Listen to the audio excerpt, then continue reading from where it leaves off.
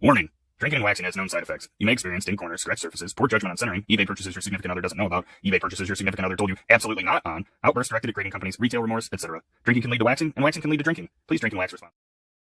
Like, subscribe, share, and consume. Enjoy. Hide your drinks, hide your cards. They're ripping everything out here. It's a drunk wax era. Alright, welcome back to sort of a sad waxing situation. We've got a box of Top Stadium Club. It's a blaster box. I did get 10 of these total, but I wanted to do one just to talk a little bit about Topps losing their exclusive rights to baseball and the MLBPA. So that's the Major League Baseball Players Association. The possibility that Topps may not make baseball cards past 2025 is pretty upsetting to most. I myself am drowning myself, and you might think that this is a Moscow Mule, but it's actually just Scotch. It's pretty upsetting times for all of us, I think. But every relationship comes to an end. Unfortunately, you hope they don't come at after 70 some years. I mean, we're looking at, usually when it ends after 70 years, it's through death. Hopefully Topps doesn't die. But without further ado, we'll get into this, and I'll probably talk through some of my bigger thoughts as I go through it.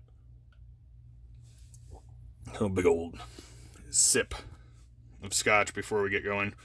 I've got my trusty bone. You know what they say, a man without a bone is no man at all.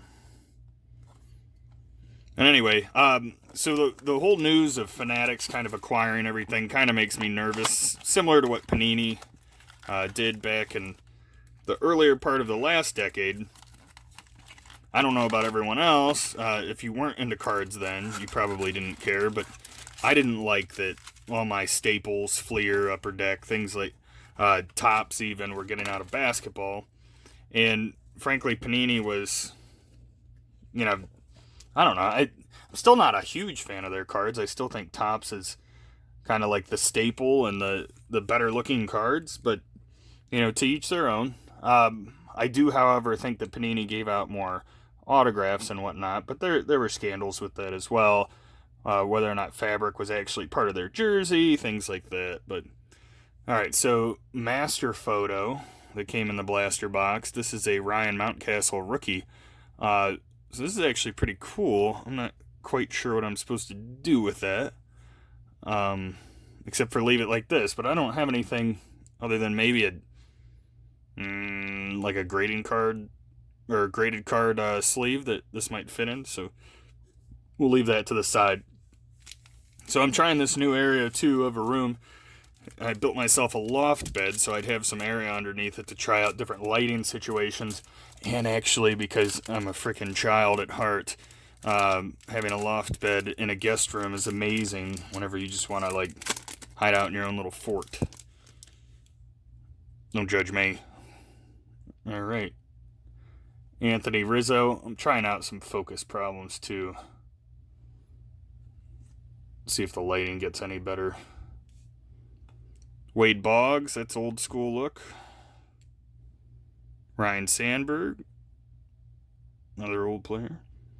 Alex Kirilloff, rookie, pretty card. And William Contreras, rookie card.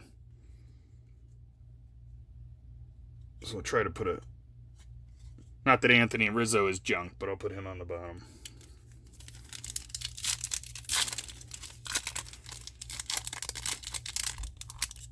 I mean, although Topps has always been the best, I'm not going to lie. Buying a hobby box and for the opportunity to get a patch card kind of pissed me off a lot. Keston Hiura, what do we have? A Christian Yelich Beam Team, that's pretty. Very pretty card. I don't know if I like it as much as last year's Beam Team, but it's nice. I'm going to try and change the lighting situation, much better. David Wright, kind of going back to the staple version. Jack Flaherty, and Barry Larkin. So how about, in the comments let me know, how do you feel about Topps losing their baseball rights? And and obviously I know a lot of people who watch my stuff are similar age to me. How do you feel about a world with no Fleer, Topps, Upper Deck, and football, basketball, or baseball? Because I kind of think it's jacked up. It's like having baseball without the Yankees, Indians, Red Sox, Dodgers, or I threw my Indians in there. Football without the Packers. You just can't do it. So, although I guess baseball's not going to have the Indians next year, they'll have the Guardians, because the powers that be did not have a very good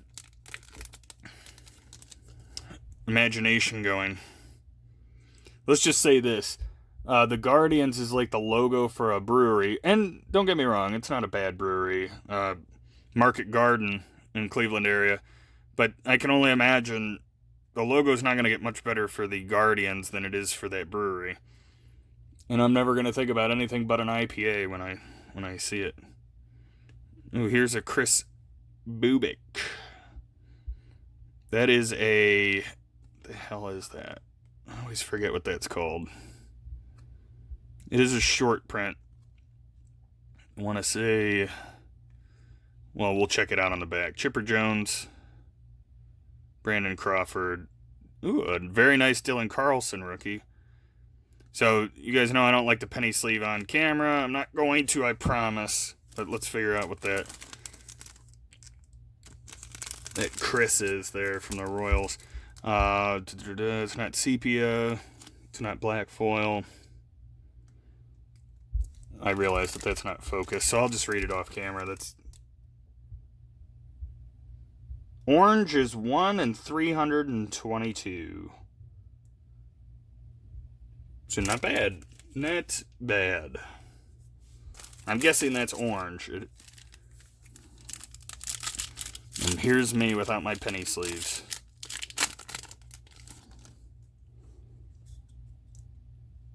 Justin Turner. Let's see if we can't get the light a little bit better. There we go.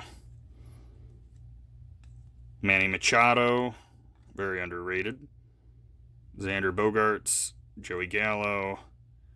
Jake Cronenworth, a rookie. Now, I'm trying to be as gentle as possible. These cards are just so much prettier than Panini puts out. I mean, Panini, you like open it and it's like a goddamn shag carpet on the edges. You always have to like rub along the edge. It's like, oh, don't worry, I'm just dusting.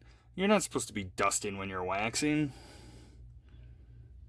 This is kind of an interesting picture of Cole Calhoun. You can see the netting.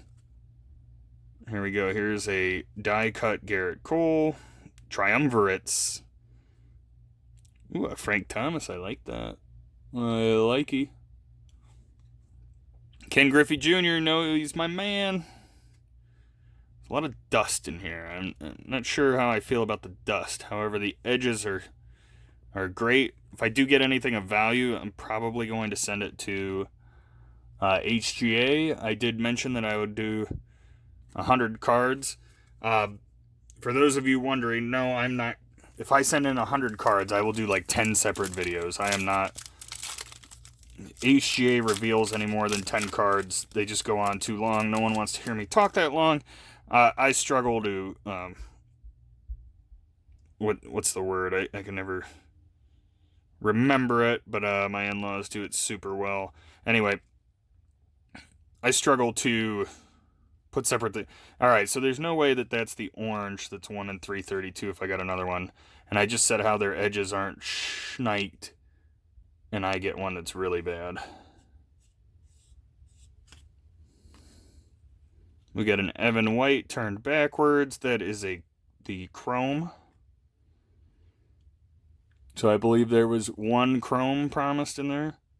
There's a Mike Trout. Nice picture. Jose Abreu. Let me figure out what that one is. If it's not an orange, it is a...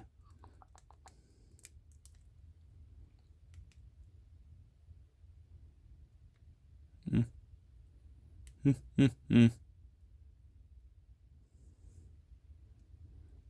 don't know. Maybe it is an orange.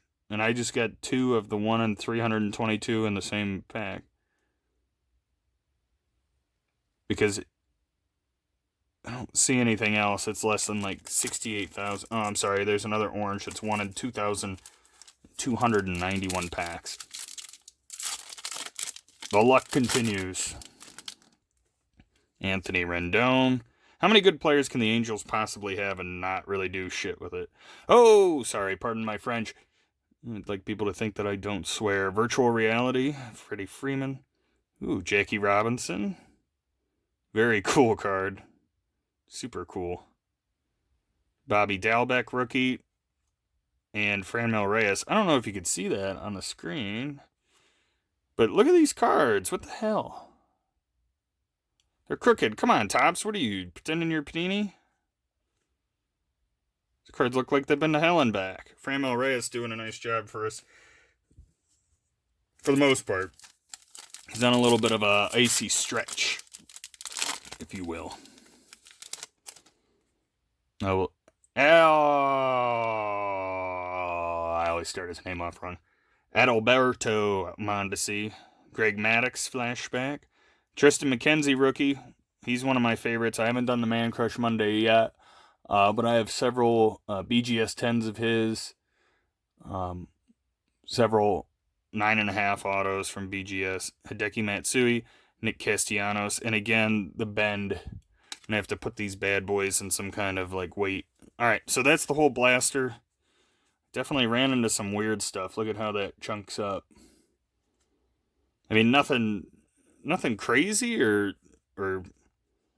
as far as the cards go, there was nothing like wrong with them. They just had like a bend to them. So no water damage or creases, just a very, very awkward bend. So I'll put my old calculus and physics books on those, and hopefully that'll hold it down.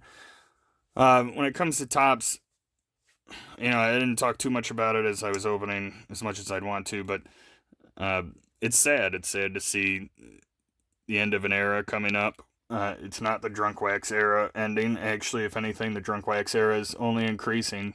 I've never been a super fan of Fanatics, mostly based on, I don't like all the junk emails of, hey, we're running a 40% off special on shit that you can get at Kohl's for 80% of what we're selling 40% off. But that was just me. And damn it, I swore again. But for those of you that like Fanatics and are interested to see what they do, I really hope what they do is